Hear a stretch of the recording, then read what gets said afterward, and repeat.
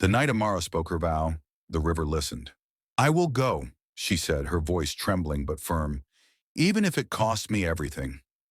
The river shimmered brighter than it ever had before, as though it had been waiting for those words. Light rippled across the surface, racing outward in widening circles. The trees leaned inward. The wind fell silent, and somewhere deep below, something ancient opened its eyes. The river spirit felt it immediately. His expression changed, not into joy but fear. "You should not have said that," he whispered.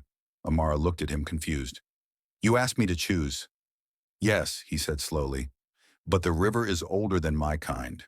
It does not only listen, it remembers." The glow intensified, turning silver blue then pale gold. The water rose gently around Amara's ankles, warm and alive. She felt no pain, only a pull, soft, welcoming, irresistible. But beneath that warmth, something else moved. The river spirit stepped back, his form flickering. "There are laws even I cannot break," he said. "Spirits are forbidden to love humans because love binds fate, and when fate is bound, it wakes what sleeps." Before Amara could ask what he meant, the river roared. The calm surface shattered into violent motion. Waves crashed against the banks, spraying mist high into the air. The sound was not water alone, it was voices, hundreds of them, whispering, calling, crying out names long forgotten. Amara's name was among them. From the village, dogs began to howl. Lanterns flickered out. Children woke screaming, clutching their ears, saying the river was calling them to come home. Old men fell to their knees, recognizing a sound they had only heard described in forbidden stories. "The deep one," they whispered. "The watcher beneath." Amara stumbled as the ground shook. "What is happening?" The river spirit looked toward the churning water. His silver eyes darkened. "You have been chosen," he said, "and so have I." The river split open, not like water parting, but like something breathing. Inhale, exhale, revealing a vast, glowing passage beneath the surface. Light and shadow twisted together, forming a path downward. "This is not how it was meant to happen," the spirit said. "I was meant to guide you slowly, teach you the ways of the currents, let you decide over time." "And now?" Amara asked. "And now the river demands payment." The pull became stronger. Amara felt memories rising within her. Childhood laughter, her mother's voice, the smell of cooking fires at dusk. They flickered like fragile flames. She realized then that the cost was already being taken. "I can feel myself fading," she said. The spirit reached for her, his hands shaking. When their fingers touched, the river screamed. A shockwave tore through the water. The spirit cried out, collapsing to one knee. "That touch," he gasped, "has sealed the bond." Suddenly, the water beneath them darkened. Far below, two red eyes ignited like dying stars. Amara felt them before she saw them. Something vast shifted under the riverbed, its presence pressing against her chest like a weight. The whisper stopped. Silence fell. Then a voice, not spoken, but felt. "At last, a heart that chooses." The river spirit froze.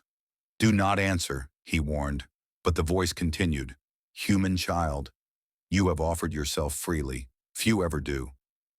"What are you?" Amara whispered, unable to stop herself. The water trembled with amusement. "I am what remains when gods abandon rivers. I am what watches when spirits forget their place. I am the keeper of crossings." The spirit stood, his form dimmer than before. "You are forbidden from interfering."